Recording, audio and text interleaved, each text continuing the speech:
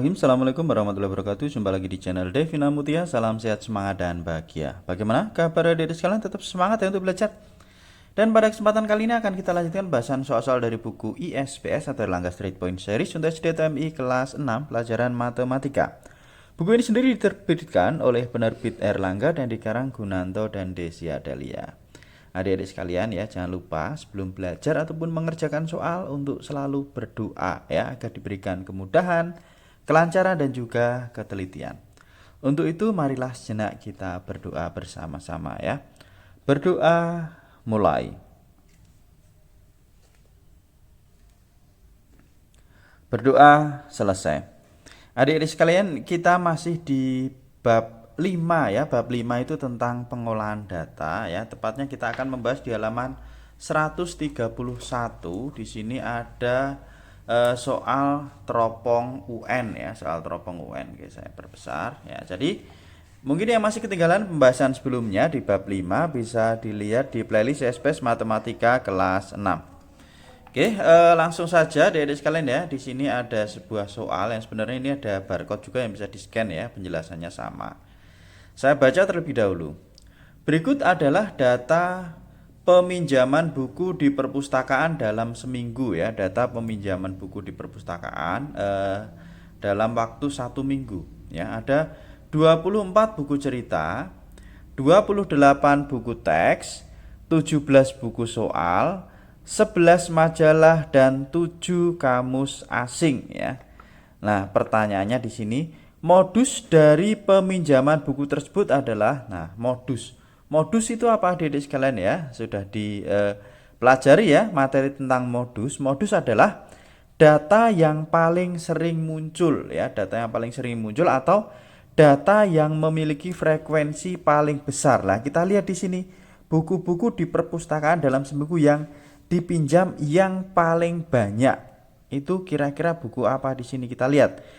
Buku cerita 24. Nah, dibandingkan buku teks, nah ternyata lebih banyak buku teks, ini 28. Kemudian buku soal hanya 17, berarti lebih banyak buku teks. Kemudian majalah hanya 11, ya lebih banyak buku teks yang paling banyak ya. Kemudian kamus hanya 7, berarti di sini data yang memiliki frekuensi paling besar itu adalah buku teks karena jumlahnya ada 28 ya.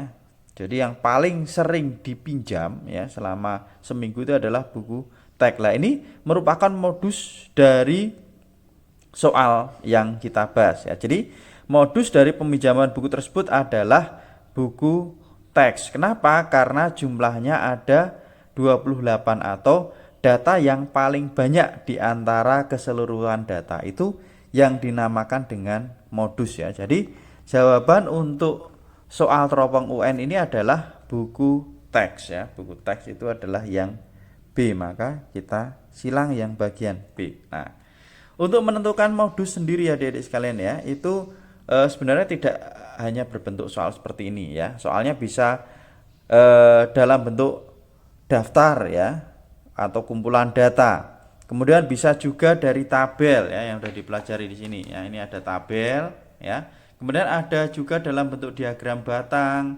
ada juga dalam bentuk diagram garis ya, diagram garis. Nah, seperti ini.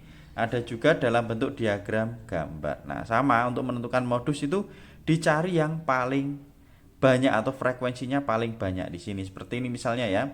Ini adalah gambar jenis buah yang banyak dibeli di toko buah segar. Kalau kita lihat di sini tentu yang paling banyak dibeli adalah buah apel. Kita lihat datanya paling panjang ya di sini. Nah, itu cukup mudah adik-adik sekalian untuk mencari modus ya atau data yang paling sering muncul atau paling banyak muncul. Nah, itu mungkin untuk penjelasan soal teropong UN ya. Hanya sedikit saja karena memang cukup mudah ya buat kita dan buat adik-adik semoga juga lebih mudah ya. Oke, untuk pembahasan latihan 3 nanti akan kita bahas di video berikutnya ya. Terima kasih sudah belajar bersama, semoga bermanfaat. Mohon maaf apabila ada kekurangan. Saya akhiri. Wassalamualaikum warahmatullahi wabarakatuh.